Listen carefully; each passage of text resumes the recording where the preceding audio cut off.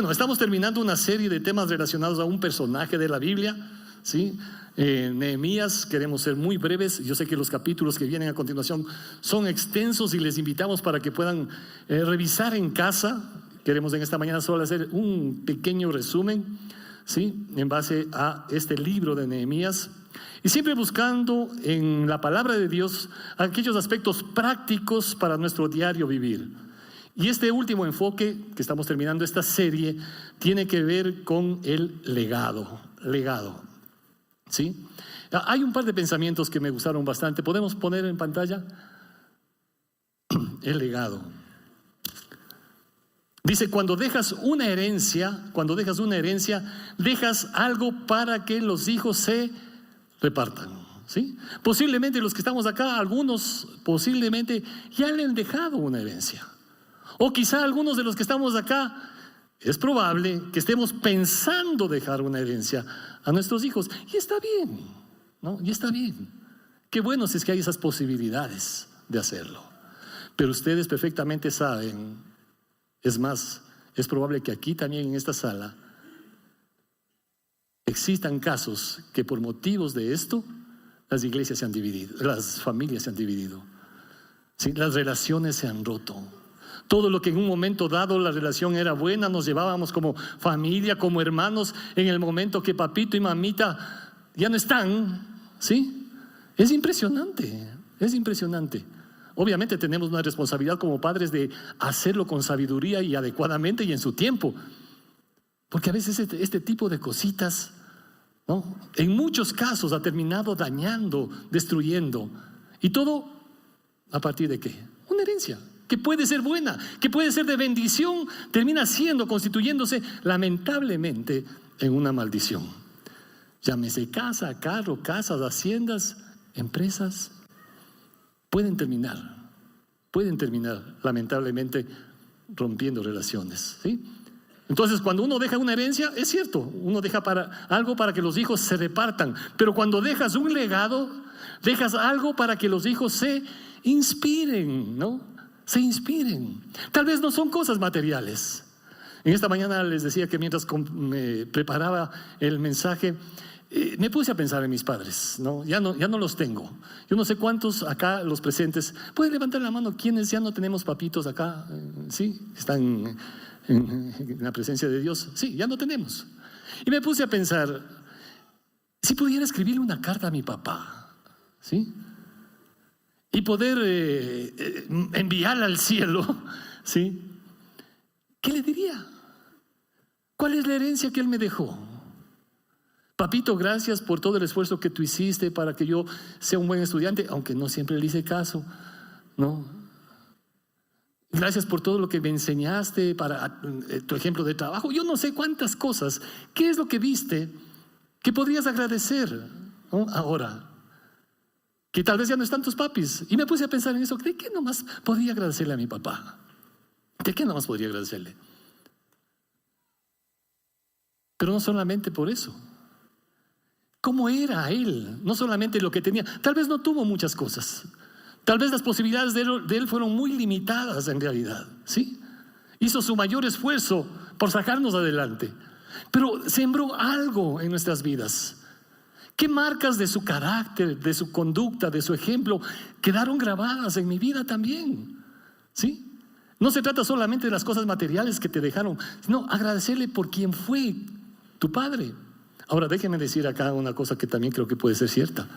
Dolorosamente, si yo estoy pensando, digo, ¿qué voy a escribir si nunca conocí a un padre? ¿Qué tengo que hablar de alguien que me abandonó? ¿Qué tengo que agradecer? Si en lugar de darme algo, lo que me trajo fue insultos, maltratos y cosas por el estilo. ¿De qué tengo que agradecer, pues? ¿Sí? Y pasan, hermanos y amigos queridos, pasan ese tipo de cosas.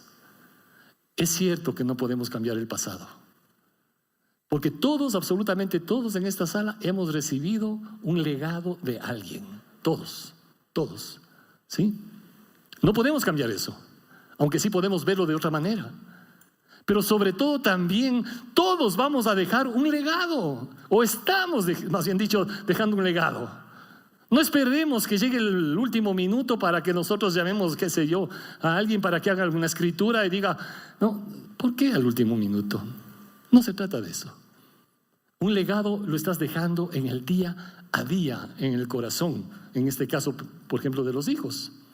Y me gusta esta última frase, dice, con una herencia dejas lo que tienes, con una herencia. Y si tienes, gracias a Dios, y déjalo de la manera correcta para que no sea un factor de división. Una herencia dejas lo que tienes, con un legado dejas lo que eres, dejas lo que eres. Y eso tiene peso.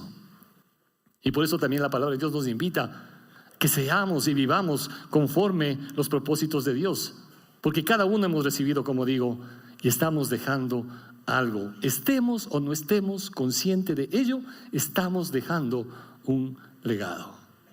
Bueno, llegamos al final de esta serie y si bien nos quedan algunos capítulos que vale la pena leerlos en casa, les invitamos, ¿sí? Quisiera enfatizar quizá en 3 o 4 aspectos que identificamos en los últimos capítulos de Nehemías, ¿sí? Recordemos que Nehemías, al igual que todo el pueblo, había sido llevado cautivo y vivieron bajo el yugo de varios imperios realmente, sí, varios imperios. En ese tiempo de Nehemías, obviamente estaban gobernando el rey Artajerjes. Hemos hablado sobre estos temas y si de pronto te interesa algo de la serie de Nehemías, puedes encontrar en las redes sociales, ¿no? Como Encuentro Cumbayá, el domingo anterior, un tema fascinante que compartió el pastor Dani, las adversidades, las oposiciones que vienen a nuestra vida, cuáles son los recursos que Dios nos da para salir adelante en medio de eso. Sí, todo eso está a disposición en las redes sociales, ¿no? Recordemos acá también que Jerusalén había sido destruida. El templo, los muros, sí, todo estaba en ruinas. Y es ahí que aparecen varios personajes, ¿no? Zorobabel, Esdras y entre ellos también Nehemías, para hacer esos instrumentos de Dios para reconstruir. Y no solamente se trataba, déjeme decir esto, no solamente se trataba de cosas materiales. Es cierto que los ejércitos enemigos de varios imperios arrasaron con todo. Sí, los babilonios, los asirios, los persas, etcétera. Sí, arrasaron con todo. Pero no solamente estaba en ruinas lo material, el templo, los muros. También la vida espiritual muchas veces puede estar en ruinas. La vida espiritual de toda una nación. Y si queremos, hermanos y amigos queridos, dejar un verdadero legado, creo que es importante considerar a la luz de la palabra de Dios algunos elementos que quisiéramos mencionar brevemente en esta oportunidad. Nehemías capítulo 7, ¿sí? Nehemías capítulo 7. Y aquí vamos a encontrarnos algo interesante porque en todos estos capítulos, o bueno, buena parte de ellos, hay una cantidad de nombres que a algunos les puede resultar un poco cansado leer esto. Sí, hay genealogías y genealogías y genealogías que uno dice, ¿y para qué leo esto? ¿Sí? Es más, en capítulos 7, 9, por ejemplo, se mencionan nombres y en algunos casos va a decir, si no estaban registrados, si no se constató que esta persona venía de esta genealogía, esas personas no eran consideradas dentro de esa tribu, ¿sí? Es más, inclusive no eran considerados dentro del sacerdocio y algunos fueron quitados del sacerdocio porque no podían, dice, comprobar su genealogía, ¿sí? Su genealogía. Capítulo 7 de Nehemías, el primer verso, dice que el muro fue edificado, es decir, la obra terminó, la obra concluyó, ¿no? En el tiempo de Nehemías. Avanzaron y gracias a Dios, bueno, terminaron, fue edificado. Pero, y bueno, y ahí viene la delegación de algunas tareas de algunos personajes. Y el verso 4 del mismo capítulo 7 dice que la ciudad era espaciosa, pero poco pueblo dentro de ella. Y las casas estaban todavía en ruinas, ¿sí?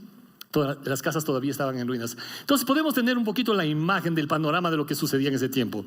Ya reconstruyeron el templo, qué bueno que reconstruyeron los muros, qué bueno que reconstruyeron los muros. ¿Había espacio dentro de los muros? En el contexto de lo que funcionaba en esos tiempos las ciudades amuralladas para protección, etcétera, ¿sí? Pero dentro no había nada. Aunque el lugar era espacioso, no había casas, porque las casas también habían sido derribadas completamente. Y eso es lo que dice acá Nehemías. Sí, la ciudad es espaciosa, pero las casas estaban todavía en ruinas. Las casas estaban en ruinas. Y meditando en esto, creo que a veces nuestras vidas se pueden parecer un poquito a esta situación. La fachada externa, los muros, parecerían indicar que hay estabilidad, hay fuerza, hay solvencia, ¿sí? Pero por dentro hay mucho que restaurar. Hay mucho que restaurar por dentro. No alcanzamos ni siquiera a ver, porque los muros nos impiden ver lo que está dentro. Pero cuando ingresas te das cuenta que todavía las casas están derribadas. Y a veces nuestras vidas se parecen a eso, ¿no? Llama mucho la atención esto. Hay mucho que restaurar. Solo Dios, queridos amigos, solo Dios creo que conoce la realidad interna de cada uno de nosotros. Por eso, si voy a dejar un legado, el primer elemento fundamental tiene que ver con esto: la necesidad de reconocer cuál es nuestra realidad interna, porque nadie da lo que no tiene. Si usted y yo recibimos un legado de, qué sé yo, de reaccionar con ira, de crítica, de, ¿no?, cuánta cosa, a lo mejor sigo transmitiendo eso, pues. A lo mejor sigo transmitiendo eso. Si en mi corazón solamente hay angustia, pesar, hay tantas cosas que cargan mi corazón, ¿cuál es mi realidad interna? ¿Cuál es mi realidad interna? Puedo parecer por fuera que los muros están extraordinarios, la fachada externa ni que se diga, pero internamente es la pregunta, ¿sí? Y aquí, por favor, no estamos juzgando ni criticando a nadie. Creo que más bien es la bendición de poder sincerarnos delante de Dios y decirle: Señor, este soy yo. Sí, de pronto mi apariencia refleja que mucha estabilidad, mucha solvencia, excelente, excelente. Pero por dentro, Dios conoce mi corazón. Y es un alivio cuando uno se presenta delante de Dios y dice: Señor, gracias, porque miren, a todo el mundo se le puede engañar. Las apariencias, como dicen, engañan. Pero Dios mira el corazón. ¿Y saben qué es un alivio? Cuando uno puede presentarse delante de Dios y decir: este soy yo, ¿sí? Mi vida, mi hogar, mi familia, mi relación está hecho pedazos. Estoy hecho pedazos. Y no quiero, Señor, que mi vida siga de esta manera. No solamente quiero que restaures lo externo, necesito que restaures esa parte interna de mi corazón, mi vida. Me encanta Nehemías 7:2, porque aquí menciona varios personajes, y entre ellos un personaje que da una descripción muy interesante. En Nehemías 7:2 habla de Ananías y dice que este hombre era un varón de verdad y temeroso de Dios. Unas características curiosas: varón de verdad, ¿no?, temeroso de Dios. Creo que si hay algo que podemos dejar, qué bueno que se pueda identificar con la verdad, ¿sí? La verdad en lo que digo, la verdad en base a lo que yo estoy haciendo, viviendo, experimentando, es en función de la verdad. Qué lindo que es encontrar personas sin doblez de corazón, porque hay personas que de pronto no sabes en qué terreno estás pisando. No sabes en qué terreno estás pisando. Pero cuando conoces una persona, un hombre, una mujer, de verdad, es íntegro, tal cual se presenta, es así, ¿sí? Es una bendición conocer personas así, con esas características, hombres y mujeres de verdad. Muchas personas, comenzando con nuestros hijos, no quieren saber nada de Dios, no quieren saber nada de la iglesia, porque ven, ¿sí?, en la práctica hipocresía, ¿no? Hipocresía. ¿Para qué quiero asistir a una iglesia si todo es falsedad? Hoy en día, ustedes saben, hermanos queridos y amigos, dentro de las iglesias, dentro del liderazgo de las iglesias, llámense como se llamen, pastores, sacerdotes, como quieran poner el nombre, ¿sí? La gente no quiere saber nada porque ha habido mucha hipocresía, ¿sí? Denuncias a montones, a montones. ¿Quién quiere acercarse, pues, en ese sentido? ¿Quién quiere acercarse? Si todo eso lo estamos viviendo internamente. Y Dios quiere restaurarlo. O sea, y aquí necesitamos decir algo. Necesitamos decir algo. Porque nuestro modelo de vida y enseñanza es el Señor Jesucristo, ¿sí? Yo sé que a lo mejor mis padres no me dieron el modelo, el ejemplo, pero eso no significa que Jesús no te da el modelo adecuado para que tu vida, en cambio, sea diferente, pues. Tu vida puede ser diferente. Qué importante es hombres y mujeres de verdad, hombres y mujeres temerosos de Dios. Dice Proverbios 26, muchos hay que proclaman su propia bondad. Hay muchos hombres que proclaman su propia bondad, pero hombre de verdad, ¿quién lo hallará? Y qué bonito es encontrar en ese sentido hombres y mujeres íntegros, genuinos. La necesidad de reconocer nuestra realidad. ¿Soy una persona genuina? ¿Soy una persona íntegra? ¿O solo es fachada? ¿O solo es fachada? Entonces, si voy a dejar un legado, creo que debo comenzar con eso delante de Dios. Señor, restaura no solo lo externo, que está bien. Dios quiere restaurar muchas cosas externamente, pero sobre todo quiere y está interesado en restaurar nuestro corazón. Aquello que nadie absolutamente conoce sino solamente tú y el Señor, ¿sí? Y por eso digo, no estamos aquí para juzgar, ni atacar, ni condenar a nadie. Porque lo que el Señor hizo es justamente restaurar. Si hay algo que Dios hizo fue restaurar vidas. Ustedes recuerdan ese episodio cuando el Señor Jesucristo les dice, ¿no? Hay un grupo de religiosos y les pone un ejemplo, ¿no? Pensando en el fariseo y el publicano. Ustedes recuerdan esa enseñanza. El fariseo, ¿no? Se acerca, dice, y Jesús lo pone de esta manera en el texto bíblico: a aquellos que confiaban en sí mismos, les dijo el Señor esta enseñanza, para aquellos que confiaban en sí mismos, ¿no? Y ahí estaba el fariseo orando a Dios, algo bueno, no una, varias veces al día que oraba, diezmando de todo lo que ganaba, ¿sí? Y la oración de este hombre era: Señor, gracias, porque no soy como este publicano. El publicano, ¿qué es lo que hacía? Se golpeaba el pecho diciendo: sé propicio a mí, soy un pecador. Y el Señor pregunta: ¿cuál de ellos fue justificado? ¿Cuál de ellos fue perdonado? ¿El religioso que estaba argumentando toda esa apariencia? ¿O este hombre que en su corazón interiormente reconocía su debilidad, reconocía su falla, reconocía que necesita de Dios? Por eso creo que es importantísimo la necesidad de reconocer primero, si voy a dejar algo, ¿sí? Lo que yo soy, no solo lo que tengo. ¿Cuál es mi realidad interna? Mi corazón a lo mejor necesita todavía ser restaurado. Creo que todos, en algún área, necesitamos ser restaurados. En segundo lugar, reconocer la necesidad de la palabra de Dios en nuestras vidas. En el libro de Nehemías capítulo 8 es un capítulo fascinante, porque ustedes van a encontrar ahí que el pueblo, ¿sí?, tiene hambre de la palabra de Dios y le pide a Esdras, en este caso, le pide a Esdras que por favor vengan y lean, comenzando con las autoridades, léannos la palabra de Dios, ¿no? Léannos la palabra de Dios. Ahora, imagínense usted, en ese tiempo obviamente no había lo que nosotros tenemos ahora. Hace un rato conversaba con unas hermanas. Hoy en día tienes versiones de Biblias, ¿no?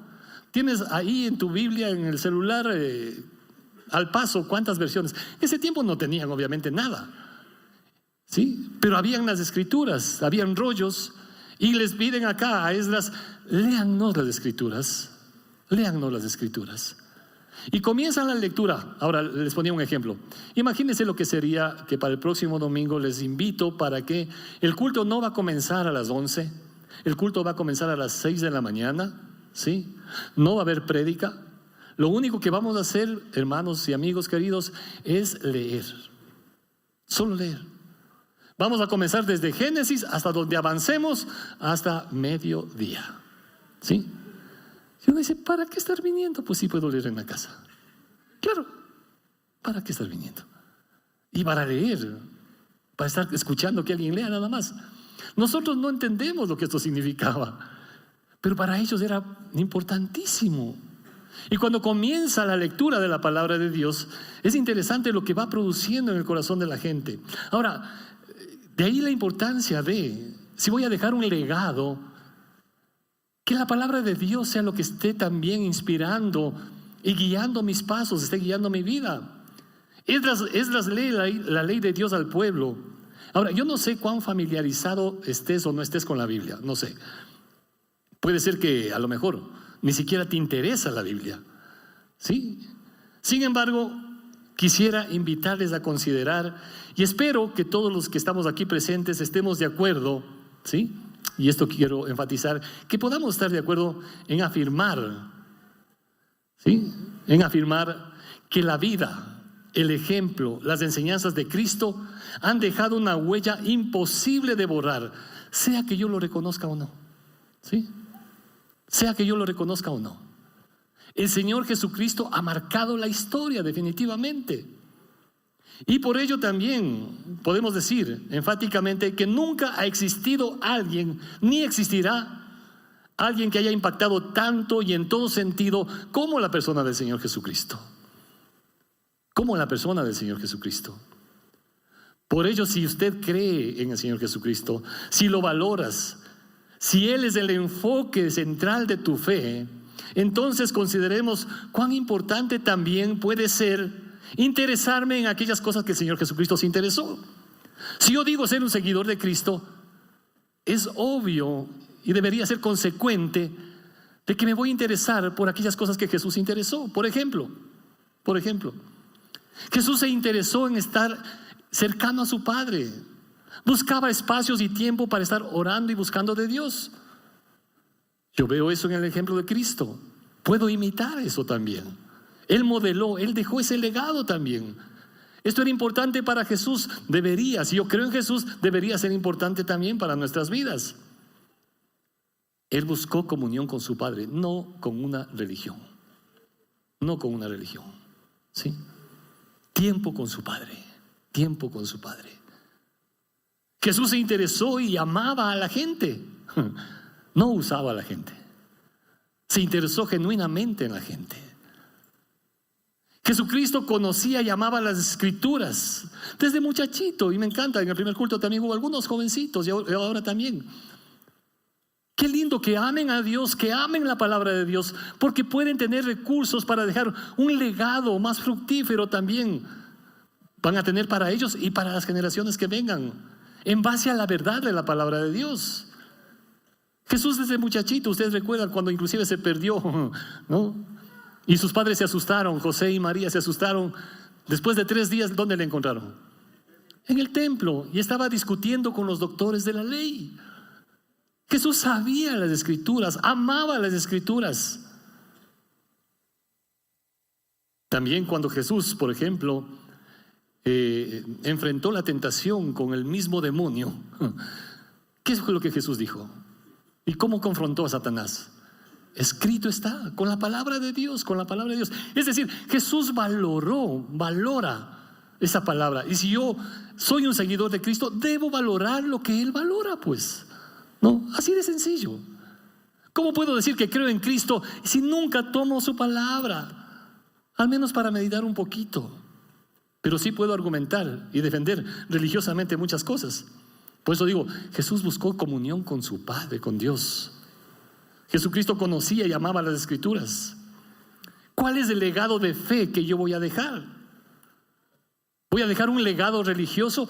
Y por favor, esto en general lo quiero mencionar, jamás tenemos por costumbre atacar a nadie, ninguna religión tampoco, ¿sí? Pero si yo estoy pensando dejar un legado de fe, ¿sí? Que sea eso, una fe que tenga sustento en la palabra de Dios. Porque a veces lo que estoy dejando no es un legado de fe, estoy dejando un legado de vida religiosa, ¿sí? De religiosidad. Simplemente eso. Y uno creo que debería evaluar y analizar un legado basado en ritos y tradiciones simplemente, o un legado basado en lo que Jesús dice en su palabra. Y a veces defendemos tanto esos legados. No, es que mi tatarabuelo, mi abuelo y yo tenían esta fe. Y está bien que hayan tenido esa fe. Pero ¿fe basada en qué? ¿En un tema religioso? ¿O basado en lo que Jesús enseña en su palabra? Solamente para considerar, ¿sí? Solamente para considerar. Entonces, si tú recibiste un legado de fe de tu abuelito, de tu papi, de tu mami, etcétera, etcétera, ¿sí? Y qué lindo que tú puedas seguir transfiriendo ese legado de fe, pero no solamente que sea un legado de fe religiosa, con un membrete religioso, llámese evangélico, llámese como quieras llamarlo, un legado centrado en la palabra de Dios, en la palabra de Dios.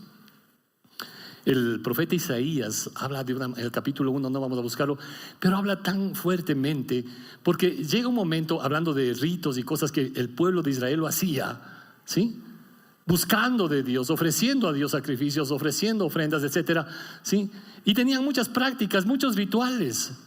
Y el Señor en su palabra, en el capítulo 1 de Isaías, usted puede encontrar después, dice, Dios les dice, estoy hastiado de vuestras fiestas solemnes. Porque a veces podemos vivir un cristianismo, como les decía, ¿no es cierto?, de temporadas nada más. Y Dios les dice acá, estoy hastiado de vuestras fiestas, no lo puedo soportar. Ahora, creo que todos hemos experimentado en algún momento cuando te hastías de algo. Puede ser de una comida. Sí, puede ser una comida. Llega que ya no toleras ni siquiera el olor. Y Dios les dice, estoy cansado de vuestros holocaustos, de vuestras fiestas solemnes. No quiero nada de eso. ¿Quién les pidió todo esto? ¿Quién pidió todo esto? Porque podemos hastiarnos de ritos y ceremonias, pero internamente ¿qué hay? ¿Qué hay? ¿Sí? Y por eso creo que es importante valorar cómo la palabra de Dios muestra. La palabra de Dios es ese espejo que nos refleja cuál es nuestra realidad también. Como un espejo, la parte externa, la palabra, la parte interna del corazón. Es que se puede ser muy religioso, pero vivir alejado completamente de lo que Dios quiere para nuestras vidas, ¿no? Muy religioso. Como diría el profeta Ricardo Arjona, ¿no? Jesucristo es verbo, no sustantivo. Y la crítica que él hace es interesante en la letra de esa canción, ¿no? Es interesante. Y critica fuertemente en general. Porque a veces no hay coherencia de vida cristiana. Si soy un seguidor de Cristo, y defiende, ¿no? Defiende quién es Cristo en un sentido. Y lo que representa, ¿no? Y de hecho es verbo, ¿no? Y es un concepto que también está en la Biblia, ¿no? Que quizás no con el entendimiento que lo puso, pero Él es, ¿no?, el Señor de señores. Y como decíamos, no hay otro nombre como Él.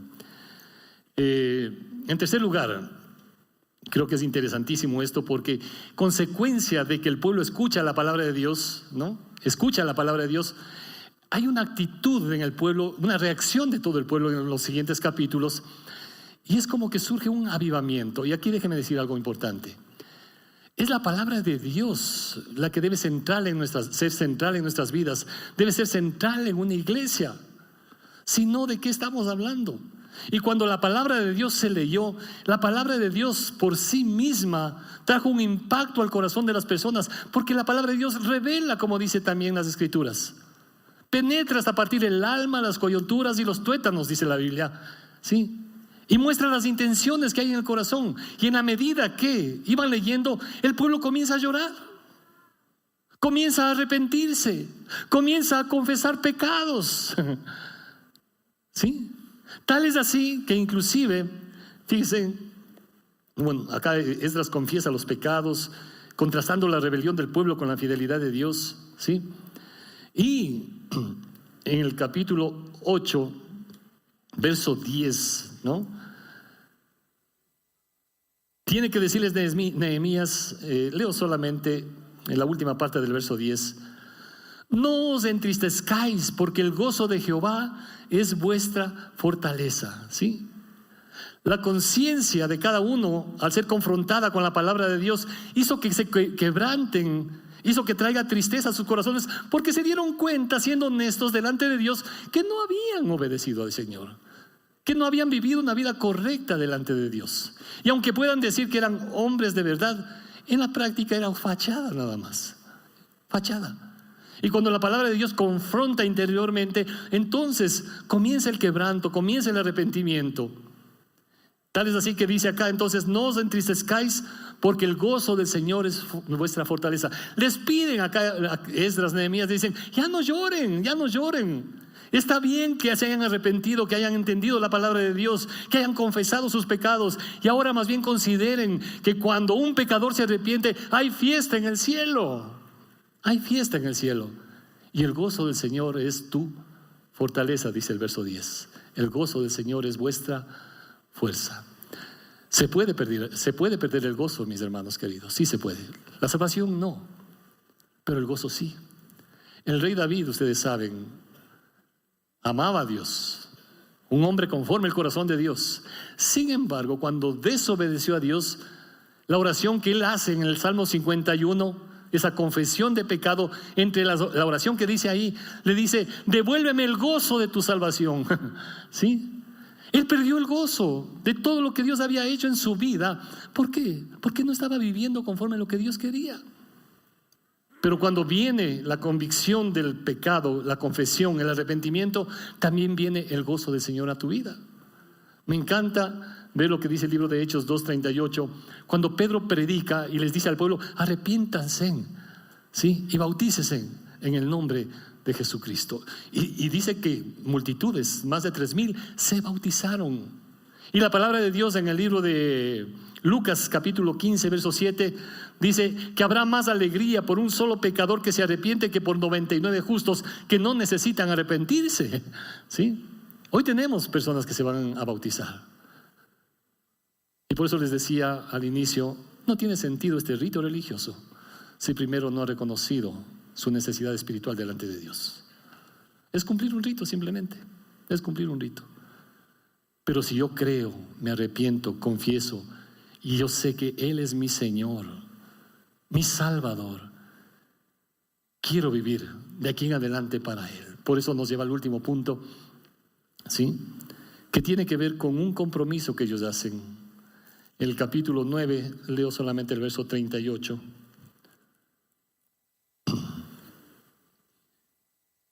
Dice: a causa pues de todo esto, nosotros hacemos fiel promesa y la escribimos firmada por nuestros príncipes, nuestros levitas y por nuestros sacerdotes. Y ahí continúa una serie de nombres, ¿sí? ¿Qué es lo que hicieron acá el pueblo? Primero, obviamente, se dieron cuenta cuál es su realidad interna. Segundo, valoraron la palabra de Dios en sus corazones, porque es algo que Dios valora, que el Señor Jesucristo valora. Tercero, creo que es importante también, si la palabra de Dios habla a nuestro corazón, debe haber evidencia de arrepentimiento, confesión, pero también el gozo de la presencia de Dios en nuestros corazones. Y por último, creo que tiene que ver con un compromiso, y ellos hacen ese compromiso y lo firman, como dice acá. Firman que no dejaríamos la palabra de Dios, que no nos alejaríamos de la presencia de Dios, que seguiríamos en los caminos de Dios. Hay un compromiso de por medio, hay un compromiso. Creo que ninguno de nosotros puede ir a ninguna parte si no hay compromiso con alguien. Un matrimonio no puede ir a ningún lado si no hay un compromiso. Hoy en día ustedes saben lo que eso es. La gente no quiere casarse por miedo a compromiso. ¿Sí? Quieren pasarla bien, bonito, todo chévere, pero no comprometen. Sí. Y así se vive hoy en día. Creo que es importante, si pongo la mano en el arado, dice la Biblia, no mires para atrás. Estoy comprometido, no con esta iglesia, ¿sí? No con los pastores. Dice el apóstol Pedro que Dios nos ha puesto para que anunciemos las virtudes de aquel que nos pasó de las tinieblas a su luz admirable, dice el apóstol Pedro. Estamos aquí para anunciar las virtudes de aquel que nos pasó de las tinieblas a su luz admirable. No estamos aquí para anunciar las virtudes de los pastores, de esta denominación, de esta iglesia, del representante de la iglesia a nivel nacional o mundial. Eso es secundario completamente. Estamos aquí para anunciar las virtudes, porque el único que te puede pasar de las tinieblas a la luz es el Señor Jesucristo y nadie más. El único que te puede pasar de las tinieblas a la luz. Y qué lindo es ser sincero con uno mismo, decir, esta es mi realidad interna. Gracias, Señor, porque tú estás hablando a mi corazón. Señor, quiero confesar, quiero reconocer y quiero comprometerme de aquí en adelante para vivir para ti, para tu gloria y tu honra. De eso también se trata, ¿sí? Lo que nuestros hermanos de unos minutitos van a dar este paso de obediencia, sabiendo que podemos dejar un legado no religioso simplemente, un legado de fe sustentada en la palabra de Dios, en el ejemplo y en la vida del Señor Jesucristo. ¿Les parece si oramos un ratico? Vamos a dar gracias al Señor. Dios amado, queremos reconocer una vez más tu bondad en nuestras vidas. Gracias por tu fidelidad para cada uno de nosotros, Señor. Y así como tú mostraste en la vida de Nehemías, Señor, y permitiste que muchas cosas puedan ser reconstruidas exteriormente, también hubo muchas situaciones que reflejaban un caos interior. Señor, permite en nuestros corazones también sincerarnos contigo. Eso es lo que interesa, sincerarnos contigo. Y esta es mi realidad interna, mi lucha, lo que estoy viviendo. Y decirle, Señor, te necesito. Ya en mis fuerzas no he podido. Señor, esto es lo que siento, esto es lo que pienso. Yo no sé. Pero el Señor está ahí para sostenerte y darte el gozo de su presencia para guiar tus pasos.